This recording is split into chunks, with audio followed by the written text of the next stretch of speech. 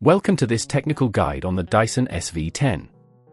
We are Kelatos Informatica, specialists in technical repair. We collect your device from your doorstep, carry out a free diagnosis, and send you a quote before any repair. No phone calls, no trips to the shop. We are based at Calle Joaquín María López 26, Madrid. Convenient, transparent and professional. Link in the description. If your Dyson SV10 is making a terrible noise, you're not alone. This issue often arises from a failing motor or debris caught in the brush bar. If left unattended, this noise can lead to further damage, resulting in more expensive repairs down the line. So, let's tackle this problem together. For this repair, you'll need a screwdriver set that includes a Torx head, a replacement motor, and a pair of tweezers. Begin by ensuring your Dyson is unplugged. To open the device safely, locate the screws on the back and base of the vacuum. Use the appropriate screwdriver to remove them. Once the screws are out, gently pull apart the casing, taking care not to force it, as this could damage the clips. Inside, locate the motor. It will typically be at the top section of the unit.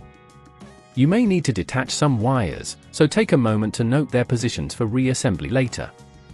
Carefully disconnect the motor from its housing. You might need to use your tweezers to assist with any stubborn connectors. When removing the motor, ensure you're not damaging any surrounding components. Once the old motor is out, take your new motor and insert it into the housing, making sure it fits snugly. Reconnect the wires according to the positions you noted earlier. At this point, if you feel it's getting too tricky, remember that at Kelatos we collect your device from your door and return it fully repaired.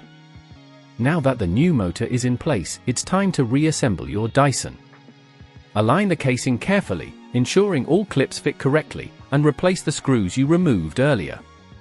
Tighten them securely, but be cautious not to over-tighten, as this could strip the screws or damage the casing. After reassembly, plug in your Dyson and turn it on.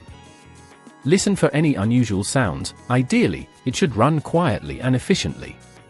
To prevent this problem from recurring, regularly clean the brush bar and check for blockages in the hose. Additionally, make sure to replace the motor if you notice any signs of wear or unusual noises as soon as possible. If you'd rather not risk damaging your device, at Kelatos we collect, repair and deliver back to your door anywhere in the UK. Link in the description.